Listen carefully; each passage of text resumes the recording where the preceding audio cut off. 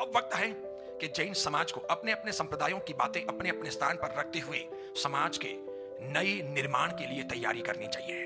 युवा वर्ग को और बाल वर्ग को चारित्रिक निर्माण के तौर पर जोड़ने की आवश्यकता है। उनका जागरण बहुत जरूरी है।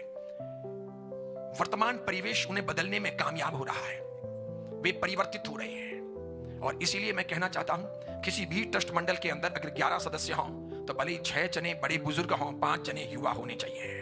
अगर आप उन्हें ट्रेनिंग नहीं देते हो, उन्हें बताते नहीं हो, उन्हें करने नहीं देते हो, उन पर हुकूमत करते हो, उनको वात्सल्य नहीं देते हो, उनको इन्वॉल्व नहीं करते हो, आपकी बात या आपका कक्का ही सही है यही कहते हो, आपने जो कह दिया वही बात सही है, तो फिर वो कभी सीख भी नहीं पाएंगे, कर भी नहीं पाएंगे, समझ भी नहीं पाएंगे। तो जिन शासन की ये परंपराएं यूं यहां तक नहीं पहुंची, खूब मेहनत की गई है, पूर्वाचार्यों ने खूब बलिदान दिए हैं, बड़े बड़े आचार्य भगवंतों ने, उपाध्यायों ने, साधु साध्वियों ने खूब किया है। तो वात्सल्य देना सीखना चाहिए, साधु साध्वियों को वात्सल्य देना सीखना चाहिए, उनके निकट जाना चाहिए, उनके पास बैठना चाहिए, उनको अपना बेटा या बेटी मानना चाहिए, उनको प्यार देना चाहिए, उनको मजबूत करना चाहिए। धर्म संघ ऐसा होना चाहिए। ईमानदारी से कहो, जिस घर के अंदर आप 8-10 जने रहते हो और पूरे दिन टक टक करते हो, पूरे दिन झगड़ा टंटा होता रहता हूं, कां कू होती रहती है, उस घर में आपका मन लगेगा? रोटी भाएगी? इत्मीनान से रह सकोगे? शांति से सो सकोगे?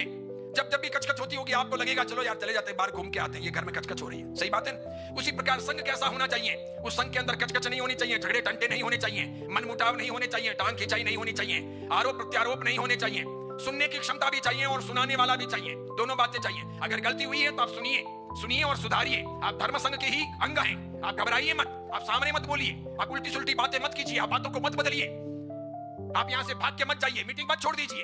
तो मैं आपसे कहना चाहता हूं कि धर्म संघ की व्यवस्था क्या, ये अरिहंत सिद्ध आचार्य उपाध्याय साधु इन्हें चलाएंगे कैसे, संभालेंगे कैसे, रखेंगे कैसे, इनकी आराधना करेंगे कैसे, इसे किनारे पर सार्थकता पर लगाएंगे कैसे, क्या सोच है हमारी? अगर हम अभी इन वर्षों में नहीं बदलते हैं तो आगे हमारे बदलने के बहुत अवसर बचेंगे नहीं। आगे तो जमाना बदल चुका है।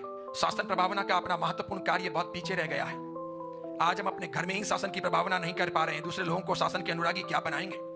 अरिहंत परमात्मा का मार्ग दूसरों को दिखलाना था, ये तो बहुत दूर का रह गया। हम खुद ही उनका मार्ग देख नहीं सके हैं।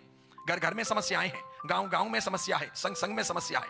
मंदिर भले कितनी बन जाए, उद्यान तब कितनी हो जाए, संघ भले कितनी निकल जाए, या फिर नवाणु कितनी ही कर लो, उससे कुछ नहीं होगा। सबसे बड़ी चीज है संघीय भक्ति, संघीय प्रेम, संघीय एकता, संघीय श्रद्धा, संघीय निष्ठा, आपस का प्रेम।